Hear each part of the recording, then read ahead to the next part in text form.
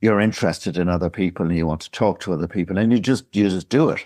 You're repaid in kind. And one of the things you find when you travel is, you'll say to somebody, "Oh, where are you from?" "Well, I'm from here." And then they say, "Where are you from?" Yeah. And I'm from Ireland. And they, "Oh, Ireland."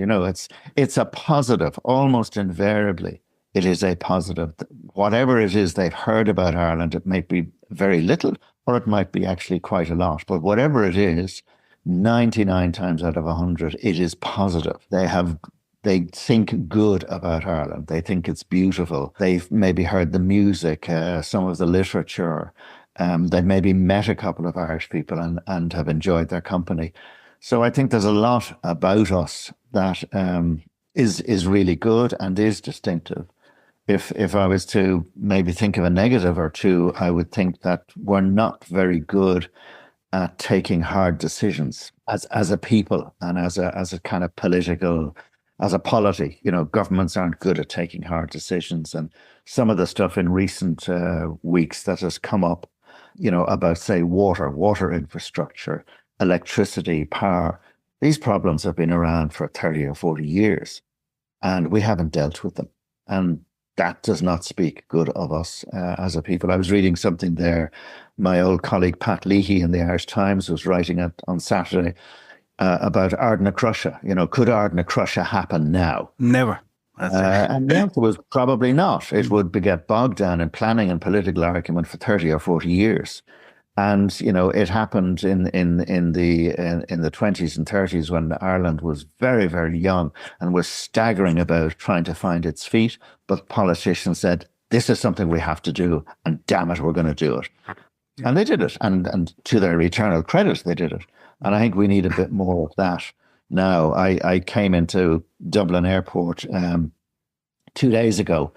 And, it was brought home to me again. Well, how do you get... You got the fast train from the airport to town? Yeah, all of that stuff. Where's the really good fast Where's the train? bleeding taxi rank? Because your biggest question. Yeah, where's the Lewis? None of this.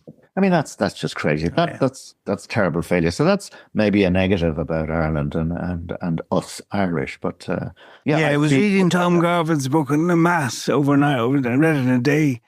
Yeah. It struck me how, you just say decisions were made, decisive thinking, a kind of precision that we have never seen since in many ways. That's right. And he and T.K. Whitaker were men who had vision, and, they came out of De Valera, plunged the country into protectionism, and we became narrow focused in all sorts of ways, social, political, economic. And it was Whitaker and Lamass, of course, who said, we have to open up, we have to trade with the world. And that led to the joining the European Union as it is now and what have you. And we do need, in my view, people of vision and the housing crisis. Good God, so many people who might listen to this podcast will be caught up in the housing crisis. And that's been going on now for, 10, 12 years or so. And we really haven't got to grip with it. TK was the most amazing man. I thought I went up and met him in Gleason's, just having lunch. I had to introduce myself. He just blew my mind. A charming man, so understated, but what a genius. Yeah, well, he would have influenced your college years. Yeah, absolutely.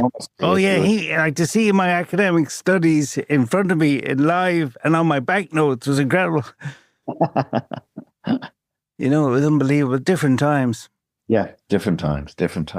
And talk to me of the old fart stage of your life when you got this notion, Peter, to top the world. Well, I mentioned earlier that I wrote